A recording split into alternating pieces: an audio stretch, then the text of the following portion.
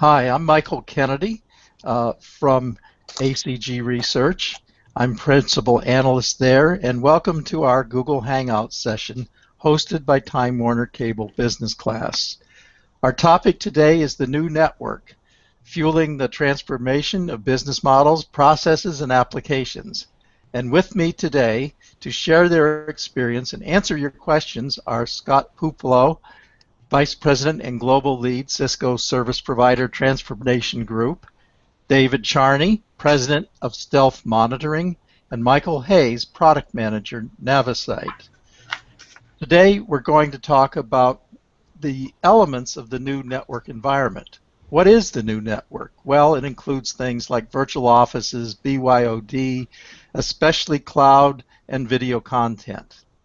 Secondly, we're going to point out that the new network environment is changing the way customers look at your businesses and, in fact, is enabling new business models. One of the things that customers expect today is service to be with them anytime and anywhere. And you might ask, what do I mean by the new business model? Well, some famous examples are companies like Uber, Airbnb, Bitcoin, and Epicurious. They created businesses that are great successes today, which weren't even envisioned before we developed these new networking capabilities.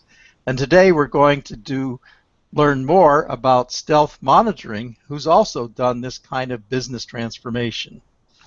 We're also going to talk about some of the elements of business transformation, such as affordable access to large enterprise IT capabilities, virtual offices, virtual companies, and virtual IT infrastructure. And I'd like to point out that this Google Hangout session itself is an example of this kind of transformation. In the past, we all would have traveled to a trade show to listen in to this kind of a panel. Today, with this kind of new network capability, we can do this from the comfort of our offices or our homes. So let me go through the format of the Hangout session and before we go any further. So first, each panelist is going to introduce himself and provide an overview of his involvement with new networks. Then I will lead a discussion with the panelists on new network transformation of business models and processes and applications. During this discussion, we encourage you to submit questions. And before we get started, then I'd like to discuss some housekeeping items. First question you might have is, how do I submit a question? Well, there is a Q&A panel which you can access from your Google Hangouts screen. And once you open the Q&A panel, which is found on the left-hand side of your screen, you will have the opportunity to read other people's questions, to submit your own question, or to upvote a question that you'd like to see answered by clicking on the +1 button. Also, you can follow along with our session using Twitter, and the Twitter is found at twitter.com/TWCbusiness, and use the hashtag #NewNetworkTransform to be part of the conversation. So with those housekeeping remarks, I'd like to turn the meeting over to each panelist who will make some introductory remarks. We'll start with Scott Pupolo from Cisco. So Scott, please go ahead. Well, thank you very much. I really appreciate the opportunity to participate in this session today. So just by way of background, my responsibilities are within Cisco to really look at the next generation networks and look at how they apply to not only our enterprise and small and medium business customers, but what the implications of these new networks are for the service providers that will provide a lot of the capabilities or deliver a lot of those capabilities. So one of the things that I wanted to kind of highlight, because I thought it would be useful for the audience, is to really talk about the relationship actually that we're seeing as for this concept of the new networks. And one of the things I wanted to highlight here very quickly is we actually see that the evolution of new network as being what I would characterize as the cloudification of network, the ability to extract capabilities in the network, put them into data centers, and allow customers, small, medium businesses, to access capabilities, network capabilities, and other capabilities when they need them, where they need them, the extent that they need them. And in fact, we've actually done some research to cover this. And what we're talking about today is we actually went out and spoke about 500 customers, small medium business customers, to get their perspectives on how they will consume new kinds of services. They will consume services and why. And what we discovered is that when we described this concept of buying access and network capabilities in a bundle, we actually had 82% of the customers are either currently buying capabilities like this, or alternatively they they intend to over the course of the next year.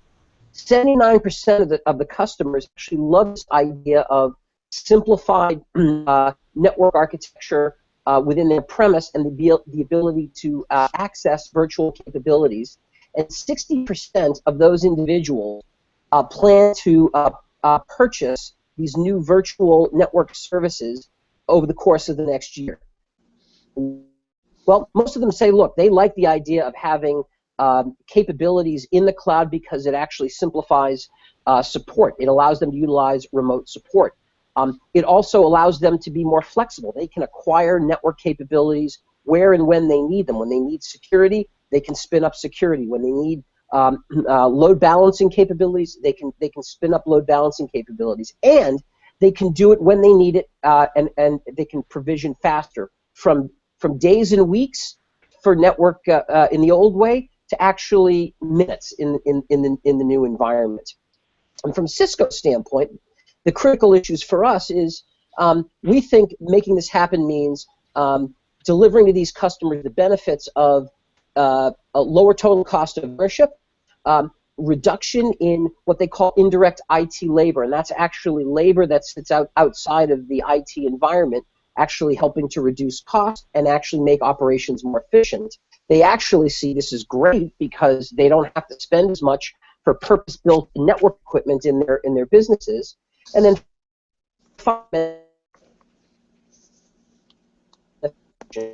we're very excited about this. It fits into Cisco's sweet spot, and we're working with small businesses as well as service providers to make this new network a reality.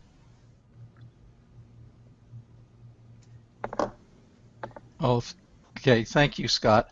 I'm going to stop this a minute here. First of all, you had a lot of breaking up of sound. Might have been due to, I don't know if you have a narrow broadband channel or what there.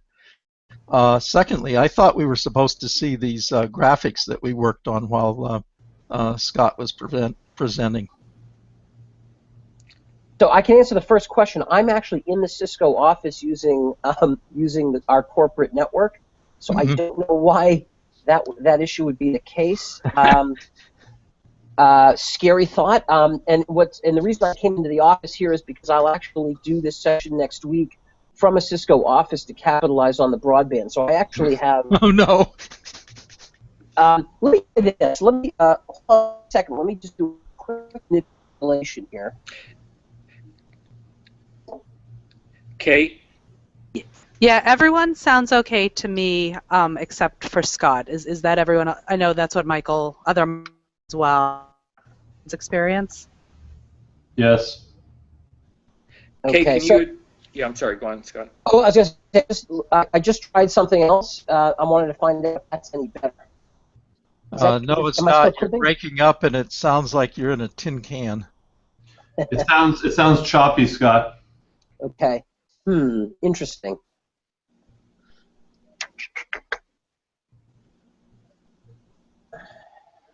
Let me try this. Hey, we're looking at your dog, just so you know that. No, I know, and it won't be like that next week. I just I'm here. I'm here. I'm just not participating, so I didn't want to be on screen. So Kate, how come the slides aren't advancing? That was me. I was trying to show through Scott's slides when he talks next time. So the next person who talks, I'll go through slides.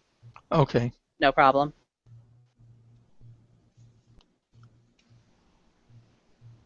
So, Scott, can you talk again? I think Scott is frozen on us. Now, just am I? Uh-oh. We're still hearing you, but I think you're frozen. You might want to back in. Okay, let me try coming back in, and I'm gonna try something else to see if we can fix this issue. So I'll be right back. Hey, while we're waiting on Doing Scott, that, Michael? I've got a question. I noticed that when either Michael or Scott were talking, Marty would pop on the screen every once in a while. So is that like, motion activated video, or is there a way to suppress that? Or Yeah, that's not what the user experience will be. Well, whoever I'm highlighting is part of the user.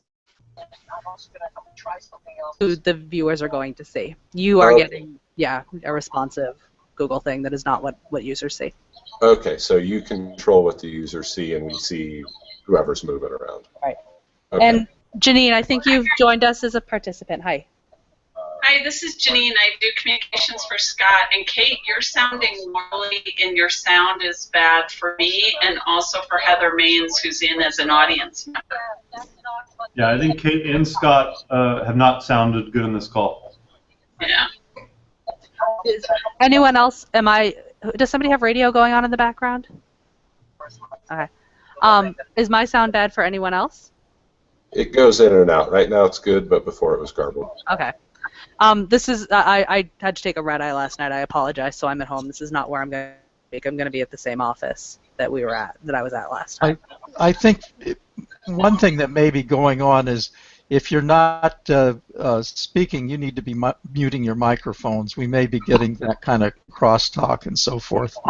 Also, I understood that the only people that were going to be on camera or active as participants was the myself and the three panelists. That there wouldn't be anybody else, involved in this in terms of the live. Well, I asked to participate in case you needed some details on the new processes that we've been working through or anything else, but I'm certainly not going to be on it for the live event. Okay, but I'm going to be also on it. this is I think we need quite a bit of time in advance of the live session, or this could be kind of embarrassing, So would you like an hour in advance next week? That's certainly doable. Hopefully we don't need it, but I think we should have it there because boy, this is not good. Yeah, we had. I mean, I'm not sure quite where these challenges are coming from because we had a pretty good last week. Yeah. So I agree, Michael. I think from a troubleshooting perspective, since I'm in a different room, it would make sense to get on earlier. Is that with that?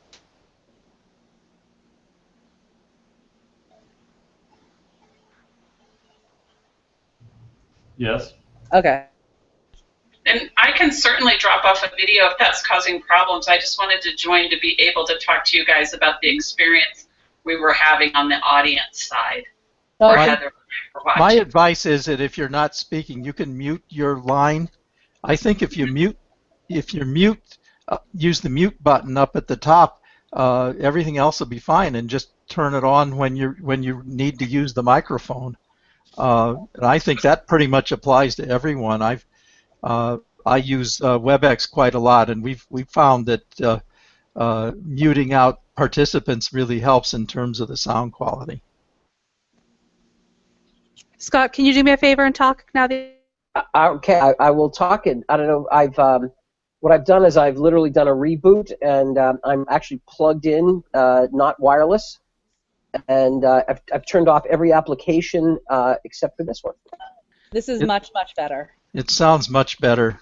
Okay. So I think that's the key thing is I went through, I had a couple of applications that were open. I shut all those down. And I actually, what happened was I thought I was into the wired network. And as it turns out, it didn't actually roll over to the wired network. So I rebooted and now it's fine. Yeah, I think wired networks are a little safer for this kind of thing.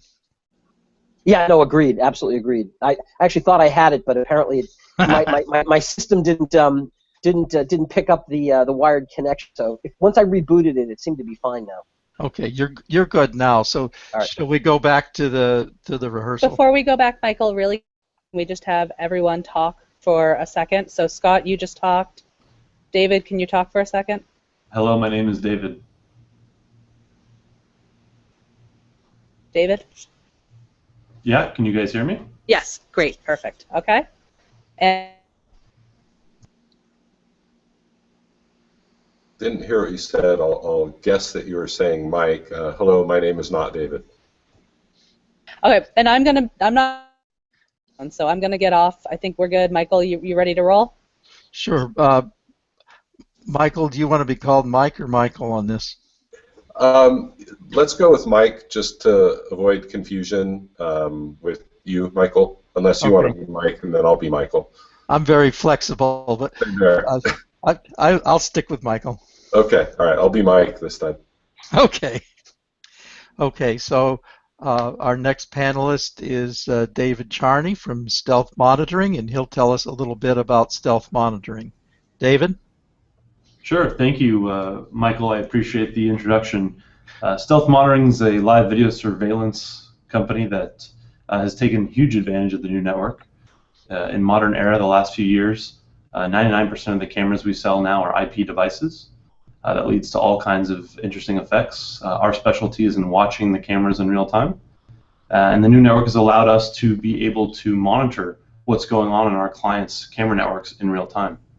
Back in the day, this could only be achieved by basic heartbeat monitoring type tools, but that was not checking every single organ in the network.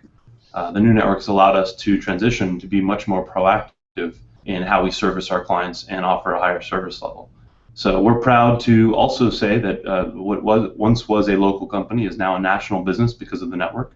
Due to high-speed internet connections for small and medium-sized businesses all around the United States, we're able to get those feeds in real time. Today we watch over 6,500 cameras every night from around the country in every different type of commercial application that there is out there. And we're happy to be able to participate in this call, as well as do our best to lead with some insights into where we think the market's going. I personally have about 10 years of experience in the data warehousing and business intelligence arenas, which I think leads to very interesting conversations about business reporting, analytics, and what the convergence of data over the internet and through the cloud has accomplished over the last couple of years and what will hopefully come of the next few years. So very excited to be here. Thank you, and I look forward to the questions from the audience. Thank you, Michael. Okay, we're looking forward to those questions as well. Okay, our next panelist is Michael Hayes from Navisite. Michael? Thanks, Michael, and good morning, good afternoon, everybody. Excited to be on today's panel because I think the new network provides a tremendous opportunity for all businesses, especially the smaller, mid-sized businesses, and we'll dive into that in a moment. Real briefly, just wanted to give you a background on myself. As part of the introduction, I am a product manager for Navisite, which is a division within Time Warner Business, and we specialize in cloud services, everything from co-location to managed servers, managed applications, and traditional virtual environments as well. My role at Navisite is kind of a cross-product solutions. So I have the unique opportunity to work with all of our different product groups and sales channels to kind of craft together solutions that take advantage of the best that cloud has to offer and the benefits that you can reap from connecting through the new network. And just a quick company plug there. Time Warner offers networks, so you imagine how that plays together. kind of cross-product solutions. So I have the unique opportunity to work with all of our different products. I'm hearing myself talk back with about a 10-second delay now. Kind of craft together solutions that take advantage of the best. Does everyone have their microphone off?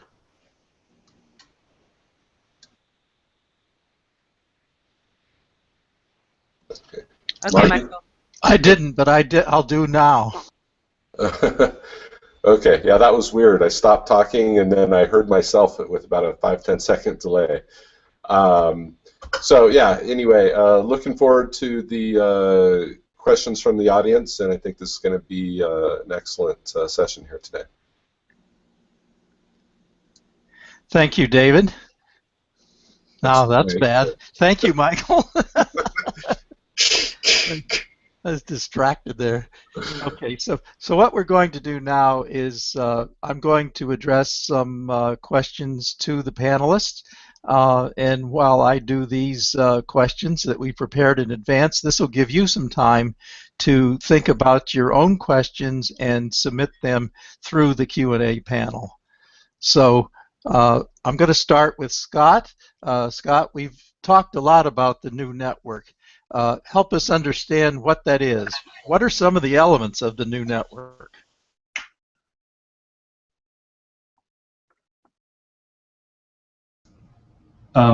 Looks like Scott's on the phone, but I just want to say that Kate, we have not seen the slides yet full screen. So just repeating that point that. Yeah, you're not going to see them because since there's no audio for the slides, they're not going to show up for you. This is just a Google user experience thing.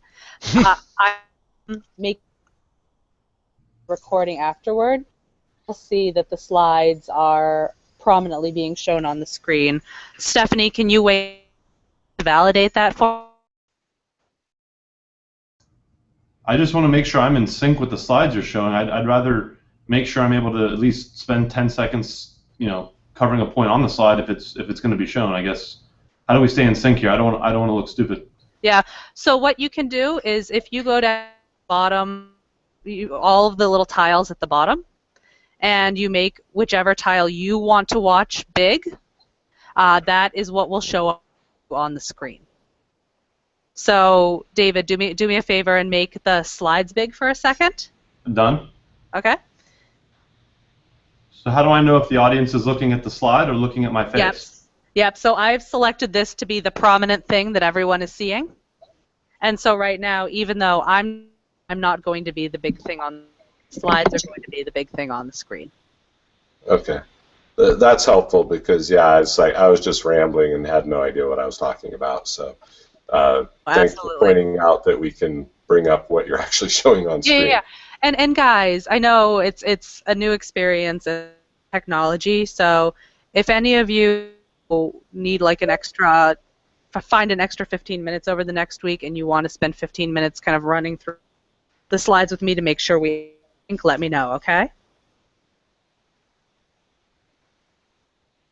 Kate, the whole time when David and Mike were talking, the audio and video were not in sync for me for the entire time.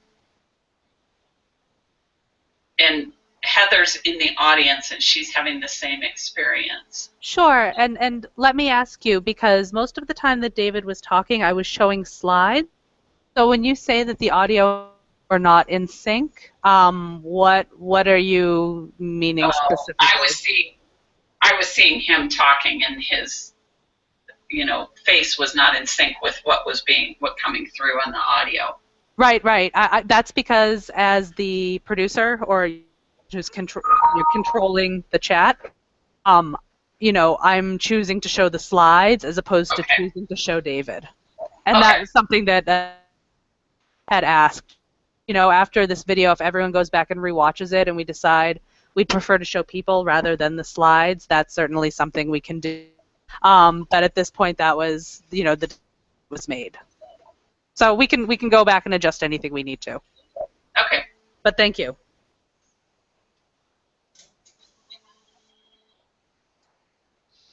Okay, what do you want to do now?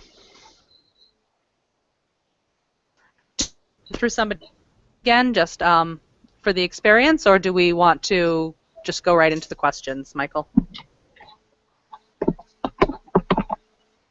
Okay, I'm going to start with a question for David. We'll just do a couple questions. Okay, so David, can you talk to us about what the new network offerings are that make them so attractive as compared to the previous product and services delivery models? Sure. For our industry, it's about protecting small and medium businesses from external theft. And the fact that we're able to bring in so much data so quickly and use it in real time is very powerful. That's a combination of course, a ton of video content, as well as metrics and measurements as to what's going on with the client's network. So those two components allow for very large data sets to be coming back to stealth monitoring, being synthesized and then being used as very valuable information. So not just data streams, but actually translating the data into value with different analytics and reporting metrics. A big component for our industry is the fact that the transition from analog to IP cameras, the quality of the IP cameras and the maturity of this market is such that there are lots of manufacturers now and hardware prices have come down, which makes our service offering much more affordable for the average client, as well as the fact that they can get access to higher speed internet connections in order to provide our services. So those two things I would say are very critical to understanding where the new network has changed products offered and that allow our business to thrive. Okay, thank you, David. I've got a question now for Mike. We hear a lot about cloud services. In your experience, what cloud services do you see as most helpful to mid-sized businesses? Oh, great question, Michael. So all of them are awesome. No, but seriously, there's so many benefits for mid-sized businesses from the cloud. A couple things come to mind: managed applications, managed hosting, virtual infrastructure, to name a few. Desktop as a service is another great opportunity for mid-sized companies to gain an advantage, because you get both business continuity and disaster recovery benefits, as well as the ability to focus on and accelerate your core competencies or your value-added differentiators if you're able to free up those resources from maintaining IT systems. Okay, thanks, Mike. David or Scott, do you have anything you'd like to add to that? Okay. This is Scott. Sorry. Some of the things that we're starting to see manifest themselves right now in terms of applications, taking the desktop that was just referenced. One of the great opportunities that I think the new network provides is really the proliferation of what we call the IoE or IoT type services, where the ability to do analytics and things remotely, leveraging cloud technology for sensor networks, for device management, and things like that, we see as huge, and it's really been the catalyst for the growth that we see in that particular market. Okay, thank you. Scott, I've got another question for you. We know that mid-sized businesses are very much into buying managed service solutions. Why do you think that is? What benefits are the mid-market companies seeing from managed service solutions? So, one of the things that we see that we're seeing is that a lot of the mid-sized companies have, on a relative basis, relatively small IT staff, and in order for them to run their businesses efficiently, they really are looking for services that could be managed on their behalf to allow them to keep a very efficient IT organization. And the managed services, frankly, enable them to operate like large businesses without the significant IT operations infrastructure that would need to have. Okay, I think that's a good point. I'd like to go back to David. I held stealth monitoring up as an example of a business that has sort of transformed the industry through this new network technology. What did it take to do that? Well, of course, Michael, there's a little bit of hard work involved. With any good team, I can't say that I've done without a strong team, of course. But I think seeing the vision of where the industry was going, our particular space sort of started out pretty rudimentary with sort of CCTV, then eventually connecting your cameras to an internet connection, and maybe logging in from your cell phone. It's gone all the way as far as where we're at now, which is completely proactively solving and trying to prevent crimes from happening before the bad guy even hops the fence to get near your outdoor assets. At the same time, you've got this growing trend to run your business more operationally efficient, and we have been able to help a number of our large clients, especially our public companies, where we do many of their assets, start to try not just for criminal activity at night, but also productivity and value change of their assets. So it's quite a different marketplace, and it's quite a different reason to necessarily leverage our services over time. And also it kind of shifts the clientele over time. So while we're always in business to protect a building here or there, that's certainly our core offering. It's interesting to see the market pull us in a certain direction with much, much higher service level demands and much wider scope than come install a camera. Okay, thank you. Kate, at this point, I think we've probably practiced this part of the Q&A part. I think it's going very smoothly. My plan is to kind of watch the clock and at a half hour into our session, really begin to try picking up some of these questions that are coming in from the audience. And we discussed the other way. You're gonna cue these for me. So. Absolutely. You ready to roll? Is that what you want to do now? I think so. Okay. Okay, do you see the first one? Yep, so I thought you were going to highlight these, but you're just saying I should just read from the top of the list? The one that is in the blue box that says currently answering? Okay, it's in the blue box now. That was my question. Yeah, I think a second for it to pop up for you. Okay, our audience is interested in how does video play in the new network. David, that sounds like a question for you. How do you answer it?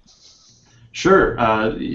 As I mentioned earlier today, folks, video is becoming a huge part of the network, and I'd be interested to hear what the other panelists, what their perspectives are on this view. But really, a single 1.3 megapixel camera can send 10 megabits per second.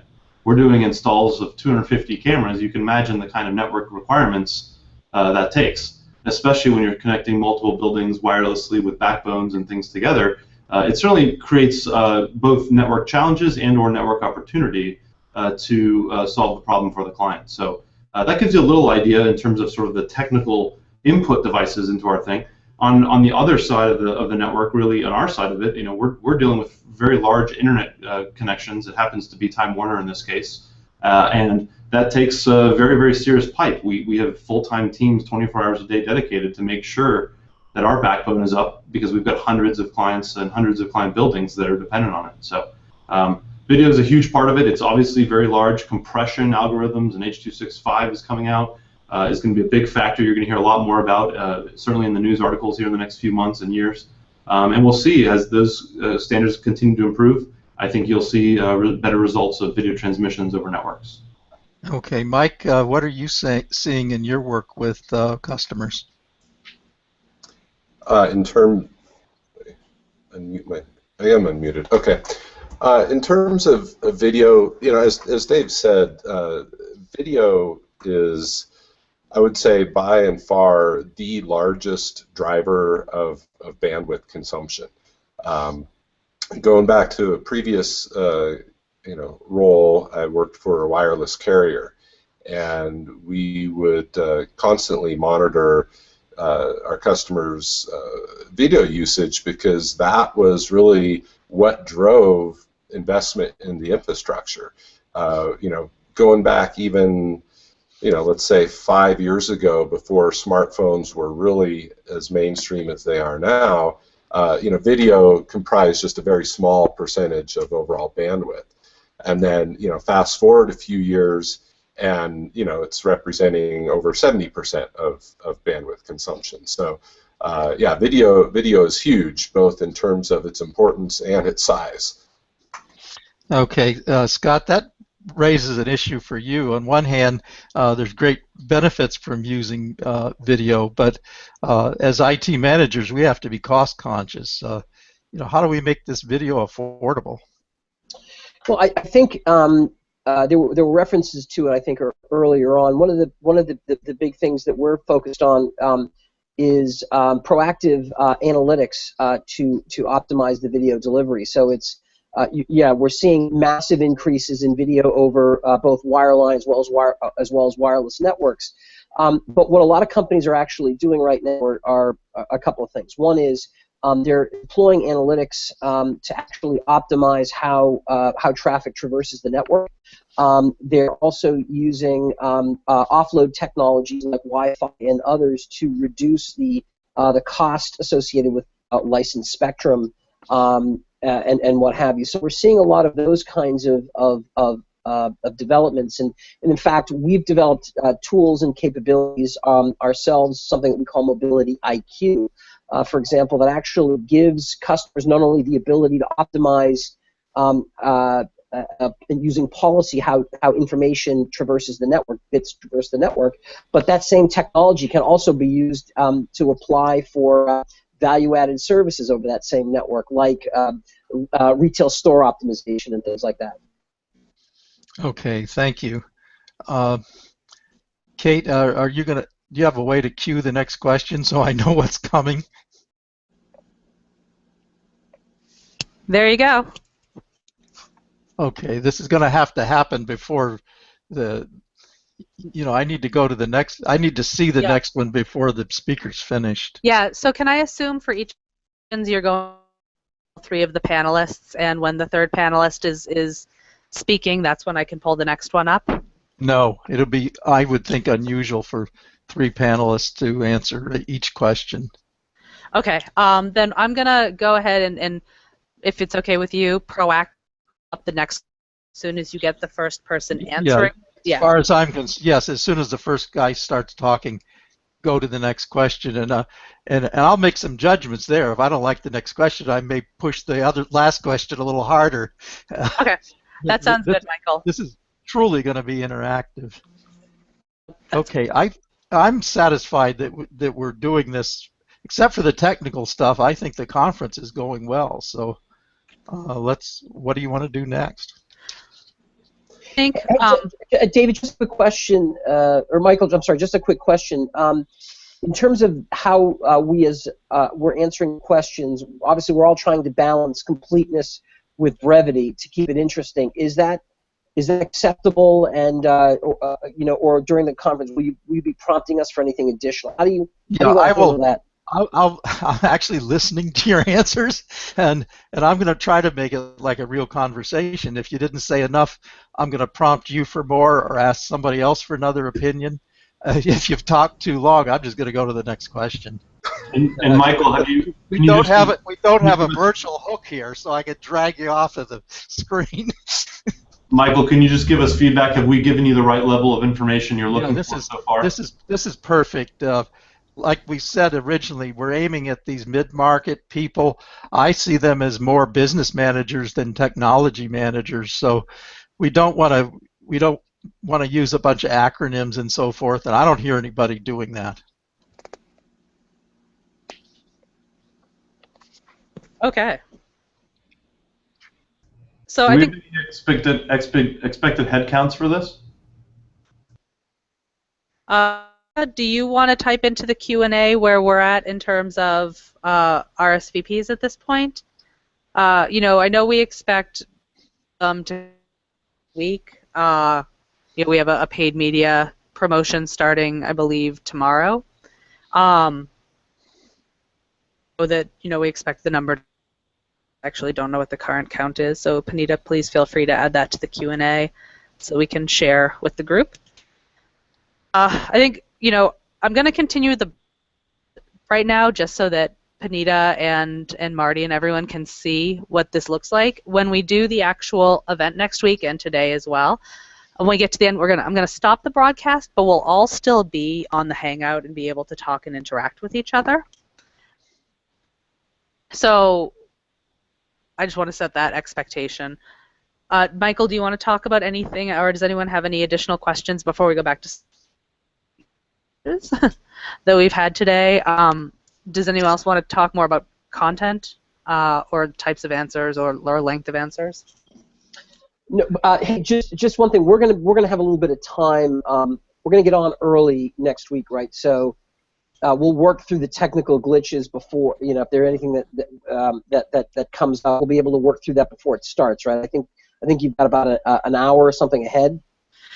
Yeah. I had said ahead, but based on not getting the link, you guys not getting the link in a timely fashion today, my plan at this point is to get on an link out to you guys an hour ahead. Not that the expectation would be that you'll be up for like the full 50 minutes, but Say, Kate. you could maybe pop in and check in with me and see how everything is, and then you could go about your business until we have to start.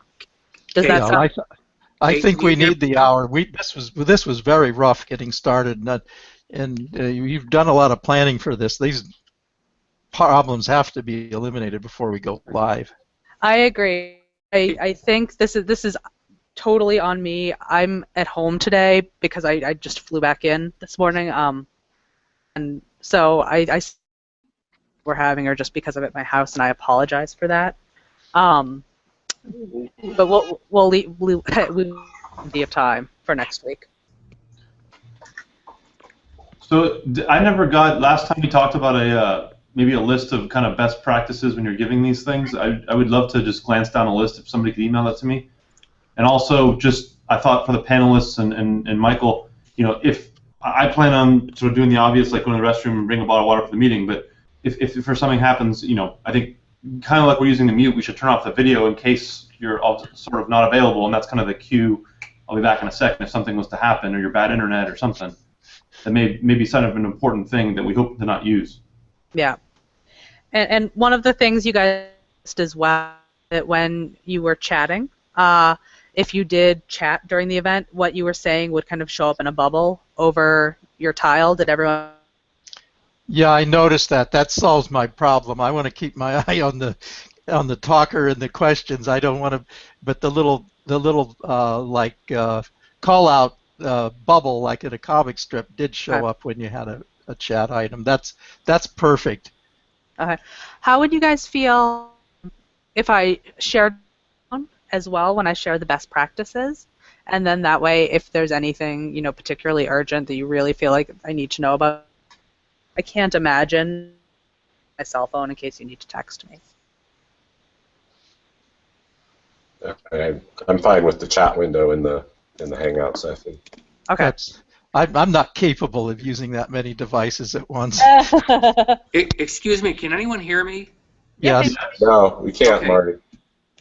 All right, because I dropped off the participant so I wouldn't create any distortion. Can I make a couple of comments here? Sure.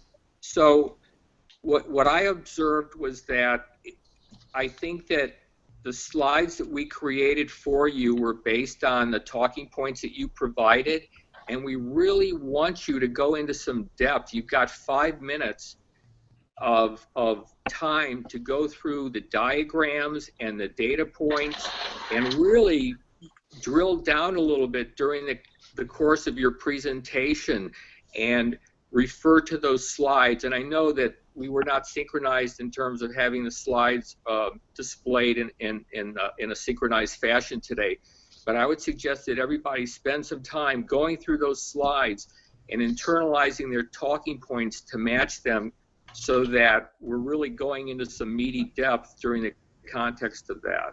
And I would really like to schedule perhaps another 30-minute session to go through the flow of the content a little bit better so that we know that this is really going to work perfectly. And I know that we've already asked a lot of your time, and I don't know if there's a window where we can schedule it, but it sure would be a worthwhile thing to do.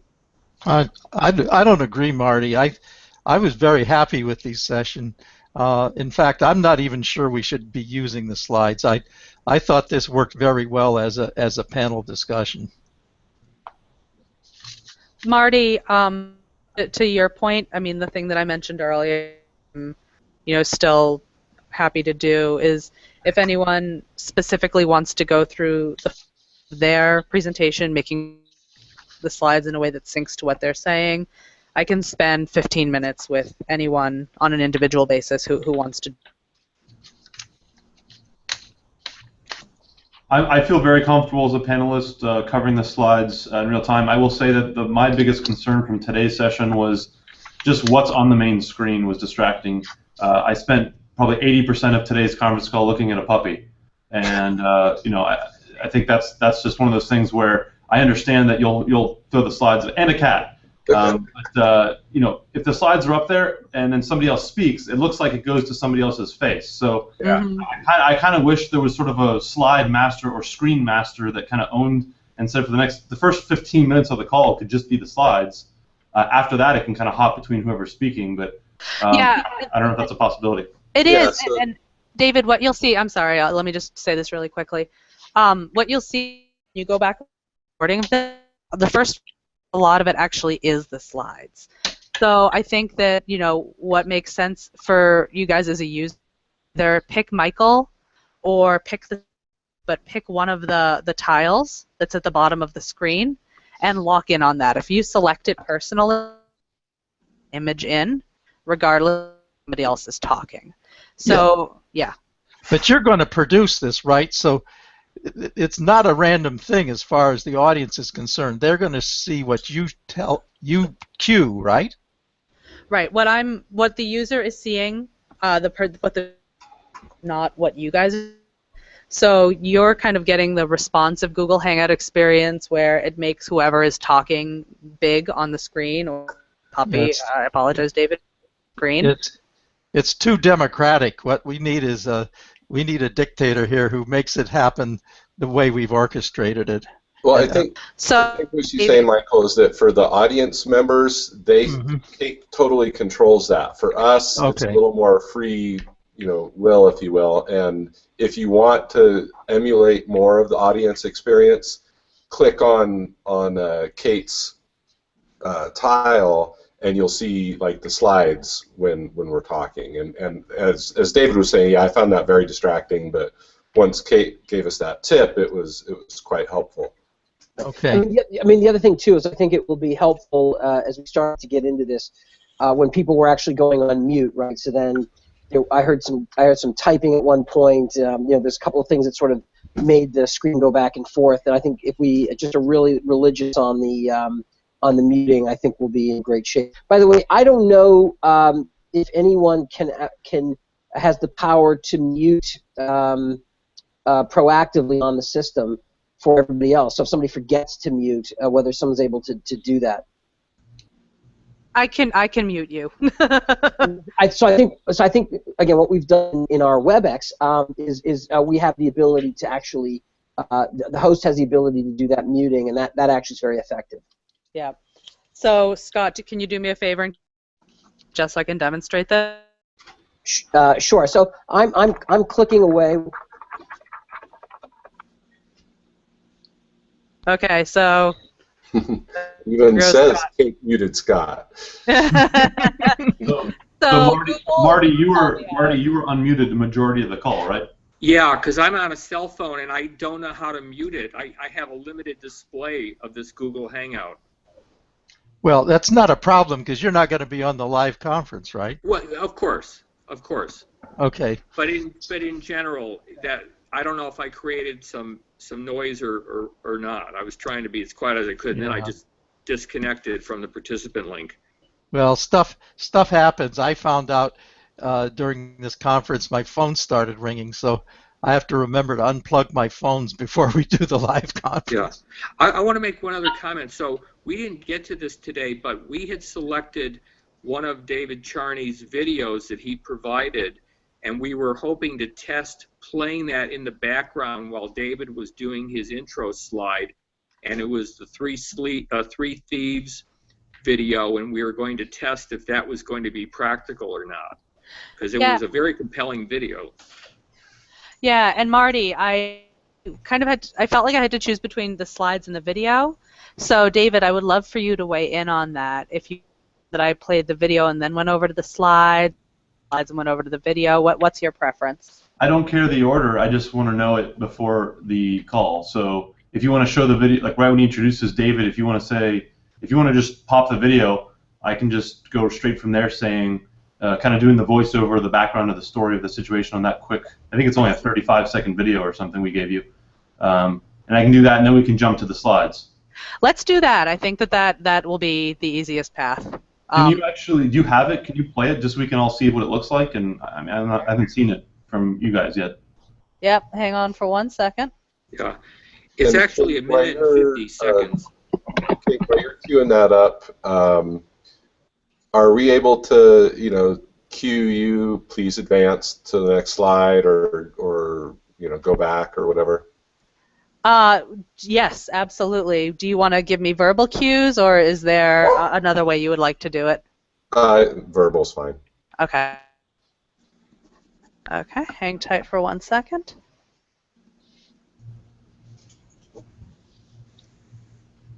guys see the video? No. Okay. Oh, you have to. I can see it now. Yeah. Okay, you guys ready? Yeah. Yep.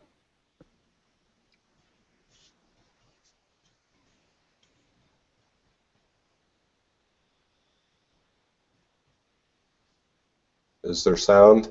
Yes, No. you need to. There is no sound, but I got muted when I was trying to tell you what happened. Okay, yeah, David, you're going to do the sound. Yeah, I'm the sound. So this is a Class A car dealership, client of ours, where guys hop the fence and they're trying to steal, hopefully not your vehicle. And obviously the keys are in the vehicle. They've done their job to take the vehicle out of the garage here. There happens to be 3 different suspects in this situation. We've got police on the way since they jumped onto the yard. You can see them taking one vehicle there, and then there's going to be a second vehicle here in a second. These are all cameras in the middle of the night, as you can see by the timestamp of 2:35 in the morning. We involve the police in real time, talk them through what we're seeing, what direction they're heading in. Now you see the law enforcement show up here, arriving to take action in real time. This is something we do many, many, many times a night. We took action more than 3,000 times in 2014, and you'll see the suspects in this video got apprehended.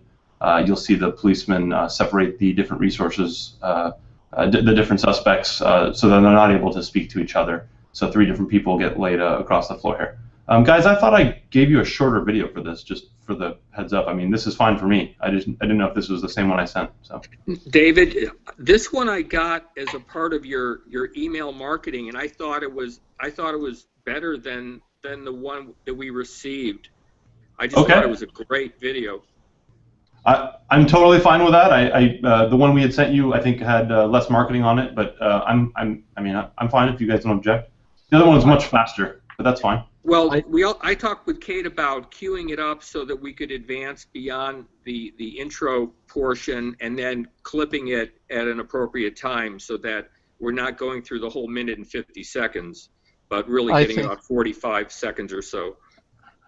Here's my opinion. I think that it should begin right as, let's say, this is how it works. I'm going to introduce David, and David, you just say who you are and say, I'm going to begin with the video. And as soon as David says, I'm going to begin with the video, Kate cues it. And he does the talk over on the video, and I think as soon as that first guy is laid on the ground, that's where you end it.